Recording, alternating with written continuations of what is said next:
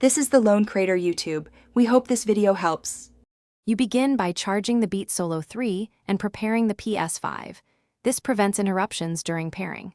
Put the headset into Bluetooth pairing mode by holding the power button for about 5 seconds until the LED flashes, and make sure the Ps5 is scanning accessories. Why do this now? Because initial discovery requires a fresh, fully charged connection to avoid dropout. Once the console lists the headphone name, select it. This starts the authentication step that lets audio route from the Ps5 to your Beats. Once paired, you need to finalize audio routing on the Ps5 so sound comes through the Beat Solo 3. Go to Settings, then Sound, then Audio Output, and pick the paired Beats as the output device. Make sure input and output are consistent, otherwise party chat may fail.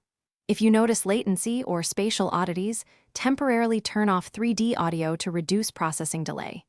Doing this ensures game sound, chat, and system alerts all play to the headset reliably and at the levels you expect. To finish, you fine-tune levels and confirm chat is working. Open sound settings and adjust headset volume and mic level while testing in a party or game. If audio drops or the microphone is not recognized, remove the accessory from Bluetooth and repair. This clears connection caches. If problems persist, use a wired 3.5 connection to the controller as a reliable fallback. This bypasses Bluetooth limitations and reduces latency. A final tip: replace batteries or reseat firmware. Thanks for watching. Consider subscribing if we helped you.